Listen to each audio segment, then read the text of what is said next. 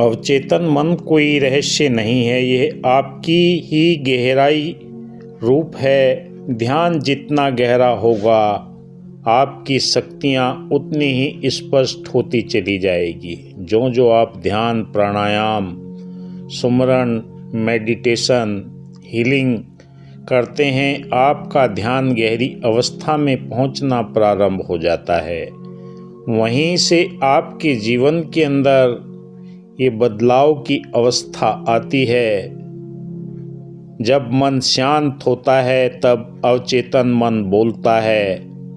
क्या आप उसकी भाषा पहचान पा रहे हैं? या गहरे ध्यान में जो अनुभव होते हैं वो कल्पना नहीं, अवचेतन मन की शक्तियाँ होती हैं। मैं डॉक्टर विकास बिहानिया, हिप्नोथेरेपिस्ट, आज आपको बताऊंगा कि गहरे ध्यान में पहुंचने से आपके अवचेतन मन की शक्तियों के रहस्य कैसे आपके जीवन में प्रकट होते हैं। गहरे ध्यान में अवचेतन मन की शक्तियां कैसे पहचानी जाती है? जब हम गहरे ध्यान, डीप मेडिटेशन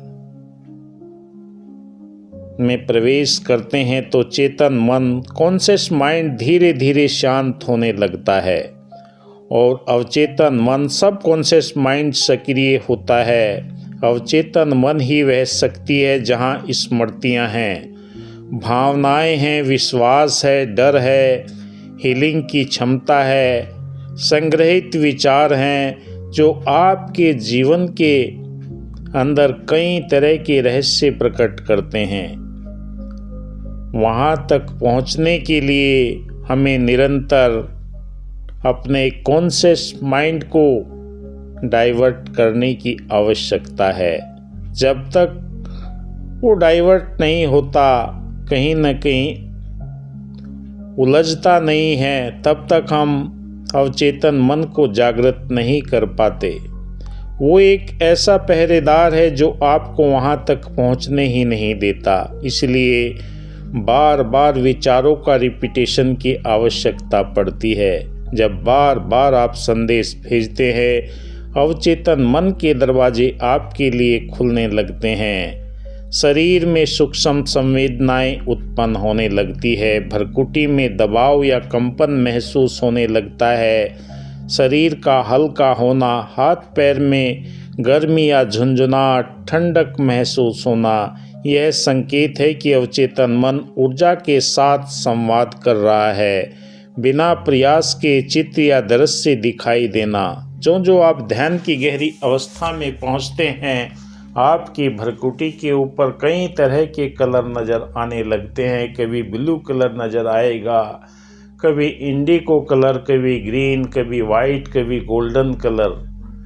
जब भी आप एकाग्रचित होते हैं, शांत बैठते हैं, तो वो सारे के सारे दृश्य आपके अचेतन मन की अवस्था को प्रकट करने लगते हैं। अचानक रंग, प्रकाश, बीते हुए दृश्य, क्योंकि हमारे सबकॉन्शियस माइंड के पास में जो मेमोरी है मात्र 90 मिनट की है, और उस 90 मिनट के अंदर वो हमारे उन विचारों को डिलीट कर देता है। अगर आपसे या मेरे से कोई पूछे कि 3 दिन पहले आपने क्या भोजन किया था, वो आपको याद नहीं आएगा। अगर कोई फेस्टिवल है या कोई शादी का प्रोग्राम है, वहाँ पर अगर आप पूछा जाए कि आपने वहाँ पर क्या खाया था, क्या पहना था, तो वो आपके सबकॉन्शियस माइंड के पास में स्टोर होता है। वहीं से आपकी जीवन की दिशा बदलती है। कई तरह के सिंबल आपको दिखाई देते हैं, यह कल्पना नहीं है, अवचेतन मन की विजुअल लैंग्वेज है। क्योंकि हमारा अचेतन मन जो है वो इमेजिनरी और रियलिटी में अंतर नहीं जानता। वो तो सिर्फ आपको उस दिशा तक ले जाने का प्रयास करता है जो उसके पास में मेमोरी के अंदर स्टोरेज है। न जाने कितनी स्मृतियाँ उसके पास में मौजूद है और उसे याद दिलाने की ज़रूरत रहती है। खजाना आपके स्वयं के अंदर है। जैसे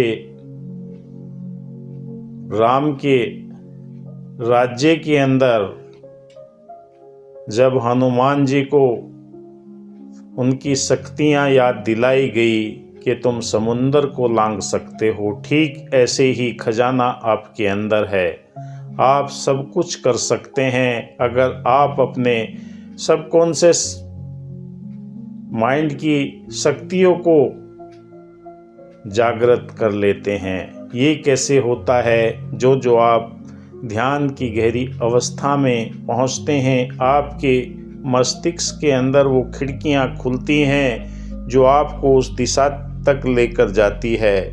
भावनाओं का स्वतः ही उभरना, आपके हृदय के अंदर अचानक रोना आता है, हंसना आता है, खुशी की लहर दौड़ती है जब वो स्मृति आपके मानस पटल पर प्रकट होती है। कभी डर महसूस होता है क्योंकि अवचेतन मन पुराने भावनाओं ब्लॉक्स को रिलीज करता है, और जब वो स्मृतियाँ याद आती है तब आपके मस्तिष्क से वो सारी की सारी स्मृतियाँ आपको महसूस होने लगती है। समय का एहसास खत्म हो जाता है। समय की डेफिनेशन अचेतन मन के पास नहीं है, और निरंतर कई तरह की बाहरी आवाज़ें दूर होगी, वो भी आपको सुनाई देने लगेगी। है डीप ट्रांस स्टेट का संकेत है। अंदर से उत्तर मिलना प्रारंभ हो जाता है। सवाल पूछते ही उत्तर आना शब्द ही नहीं, अनुभूति के रूप में आपके इन तरंगों के रूप में मस्तिष्क के अंदर महसूस होने लगता है। यह अचेतन मन की सबसे बड़ी शक्ति है। अचेतन मन की शक्तियों को पहचानने का सरल अभ्यास अगर आप नित्य प्रति करते हैं तो आपके जीवन के अंदर कई तरह के बदलाव देखने को मिलते हैं।